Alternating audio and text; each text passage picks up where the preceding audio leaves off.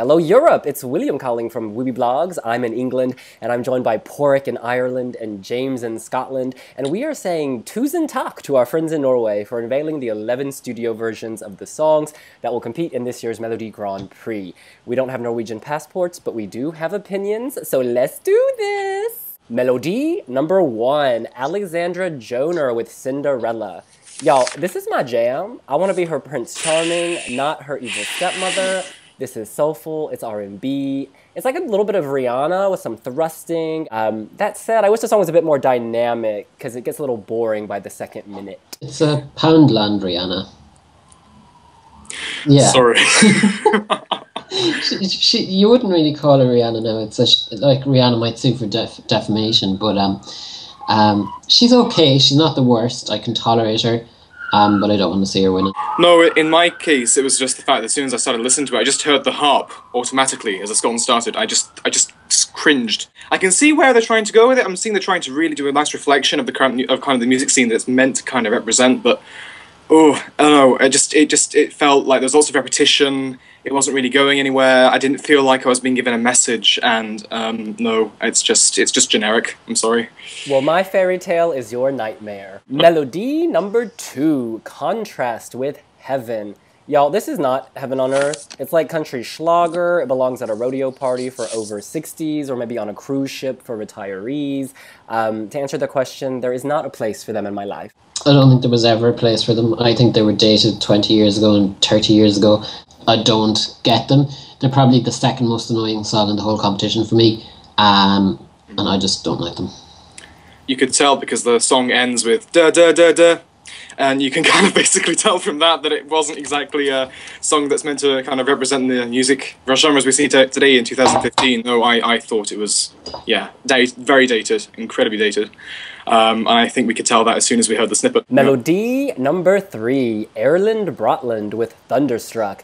Now, y'all, in the opening verses, I was not thunderstruck. I was totally bored. But when he gets to the chorus, it's much more of a floor stomper, and I want to pump my fists. Like, you can already imagine some kind of 2G-style choreography. Yeah! I mean, I'm into this. It's false advertising. I'm sorry, say what now? False advertising. When you look at a Rayleigh Clark lookalike, you do not expect to get some kind of really dull song that you can't remember. And you say you hear a big dance floor stomper of a song. I can't remember how it goes. There's no dance floor there as far as I'm concerned. No, I thought it was very drama school-esque throughout the whole thing. Very kind of cliche lyrics. There was a climax. So, you know, it was all good. It ticks some boxes, and there's obviously quite a lot of vocal range in there. So I think we're going to see a lot of pyrotechnics, and I think that's going to compensate for some of the areas where people might not find it as attractive in terms of a song to represent the country. So, you know, a performance as opposed to a song. Melodi number 4, Ira Constantinidis with We Don't Worry. Well, y'all, I do worry. I like folk music, but I don't like this. Like, for a split second, it makes me want to grow my hair out and start smoking joints, but that would probably be a bad idea. I think sending this song to Eurovision would be a bad idea. It's great as background music, like in a candle store, but not for center stage at Eurovision. I don't know what you're listening to, but I don't like it either, but I just heard bubblegum pop and a sugar overload, and this is era. No, she's too sweet and sickly for my liking. No. Well, it's been listed it's going to be on the radio now in Norway. They've actually taken a few songs and they're going to start broadcasting them on the radio now, which I'm going to be reading. So they've chosen this one as one that's meant to kind of be a newcomer. They want to kind of advertise the singer era before the contest happens. So I think people in Norway have seen the potential in it, but I kind of do agree. It's catchy, but it's also kind of, well, it's quite minimalist, and yeah, it's just not my sort of music anyway. Melodi number 5, Ginny Langlo with Next to You. Y'all, she's given us some major soul. That voice is deep and sexy. It reminds me of Annie Lennox from the 1980s. I don't know if y'all know her. Yes. But it's also kind of like updated. So, you know, like Agnes. It has an 80s sound, but it's also very now. I'm living it. I'm loving it. She's in my top 3. Yeah, she's definitely top 2 for me as well. She brings back memories of Margaret Berger and the electro pop and the Ice Queen and all that kind of stuff. I'm just in love with that song. Yeah, it's been tipped by Dagbladet, which is one of the newspapers in Norway, as basically the song to win.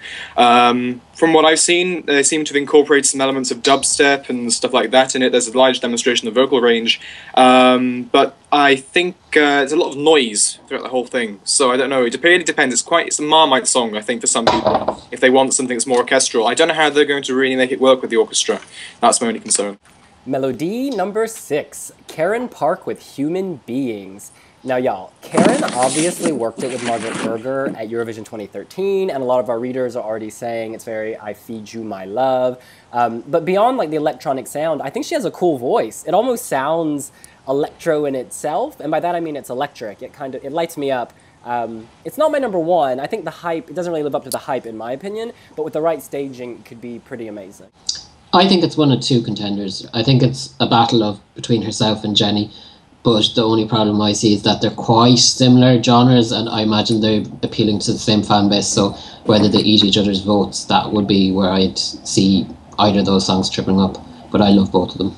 Yeah, I think it's going to get a lot of support based on the fact that it is Karin Park and that she did write I Feed You My Love. And I think from having read a few of the reviews, it seems that the support really comes from that fact, because there's a lot of well, she's a well-known artist at the end of the day, and that's what people are going to give the support for. But no, it's still representative of the modern music, so I really can't really say that it's going to basically slump. I think it's going to do very well on the night. And James, can you give us a bit of background about why she wrote the song? It was due to the fact that her partner was basically suffering with cancer, and basically she wanted to write a song that reflected the period in her life, a very difficult period for both her and her partner. So yes, it has a kind of emotional background, and I think that's part of it. She didn't want anyone else to sing it. She said this in an interview with the Norwegian media. No, she could have given it to someone else to sing, but no, it was such a personal thing to her. So yeah, very, very, very personal.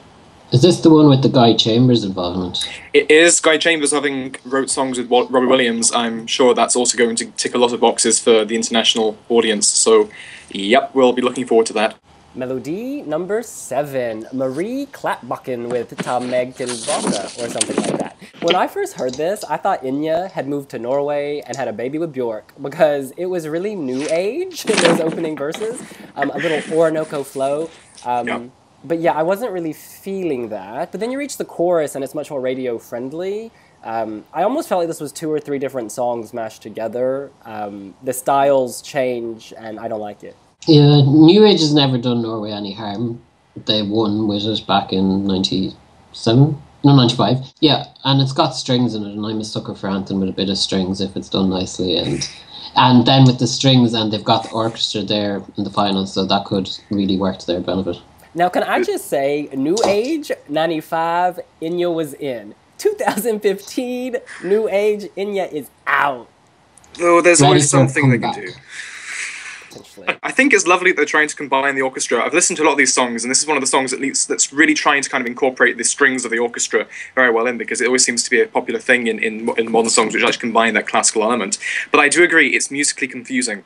And obviously it's not as musically confusing as Selma in 2005 with If I Had Your... was it I Had Your Love? I can't remember, something like that. And it was music everywhere. But this one is kind of still has the kind of mix of different rhythms and everything, and I just don't like it. However, I will give it my big thumbs up because it's in Norwegian, and it's the only serious song in Norwegian. So yeah, I'm very happy. Melody number 8, Moreland and Deborah Scarlett with A Monster Like Me.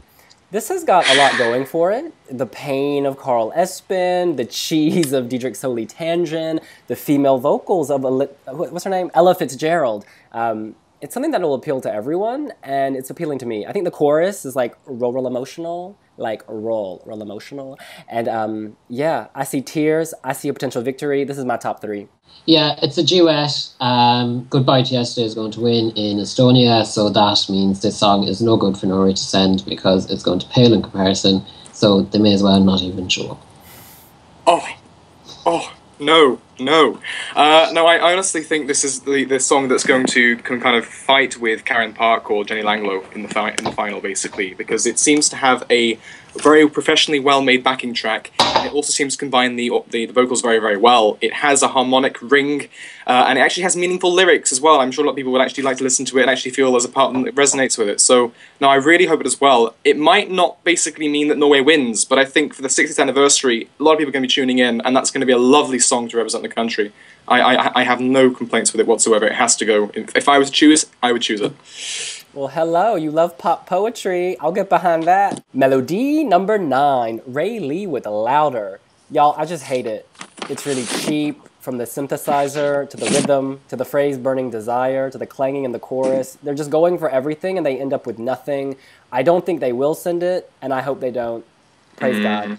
Yeah, I can't remember how it goes, and I forgot to take down notes of it, and Spotify won't let me play it now, so I'm guessing I don't like it, so I'll move on to James. It's a sign. Spotify is trying to save you from yourself. All I've written down here from my notes is pump, pump, pump, pump, pump, because that's all I heard. There's this kind of bit at the beginning. No, it's very Americanized, and I think it's going to really only shine through choreography. I think there's a large section of it that's kind of devoted to kind of seeing lots of movers on stage. So yeah, it's gonna have to compensate for something through the dancing. Yeah. And this, of course, is the Eurovision Song Contest, not the Eurovision Dance Contest. Melodi number 10, Mannan Laws with Ein Gottsteckt Pizza. Now, y'all, I love a cheesy, meat-filled pizza, but this tastes horrible. It's like a huge joke.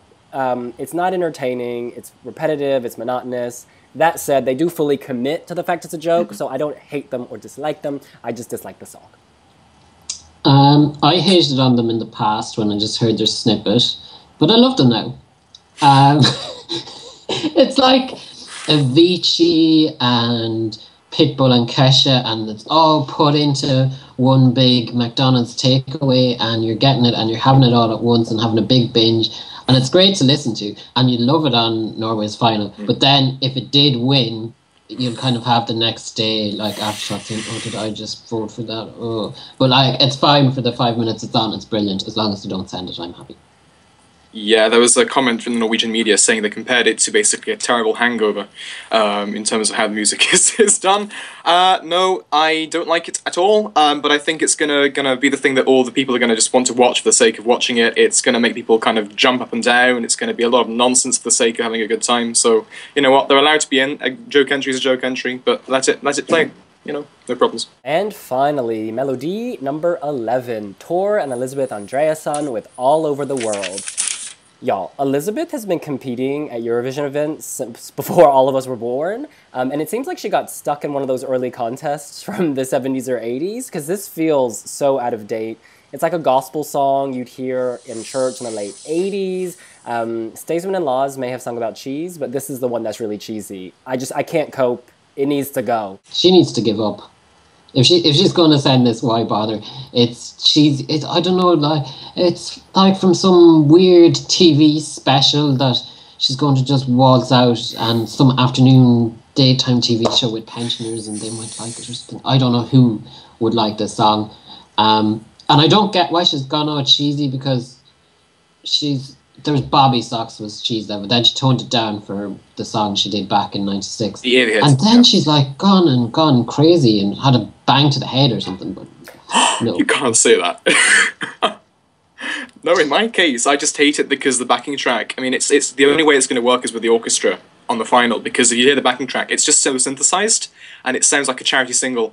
And even if it were to win, it would absolutely, just crash in Vienna. I just could not think about any other way. You know, we can say that obviously it's Betan and it's Tor, they're both in the Eurovision Song Contest, they're both known, but that doesn't do anything for a modern audience. I'm so sorry to say, it's just a terrible thing to come back with such a terrible song. You guys, I just figured out who her target audience is. It's obviously the members of Contrast who are singing Melody number 2, Heaven. Yep. So she has those 4 or 5 votes. So who do you guys want to win, and who do you think will win? I'm going to hedge my bets and say Jenny or what's her name, or Karin will win, and I want one of them to win as well. I'm agreeing with Barak on most things with regards to who I think would win, but I will say that I would really like Moreland and Scarlett to win with A Monster Like Me if I had my way. Yep. And just to be contrarian, I'm going to say I want Ginny Langlo to win. I just feel like with Karin Park, it's a great song, but we kind of heard it before in 2013. And because Porik pointed out that Estonia would kill this Norwegian duet, I got to get behind Ginny Langlo. I'm next to you, Ginny. You're my girl. That's all the time we have. Thank you so much for this review. Follow all the NRK, Melodi Grand Prix, Eurovision news on wiwibloggs and on Twitter at wiwibloggs. See you later. Bye. Bye.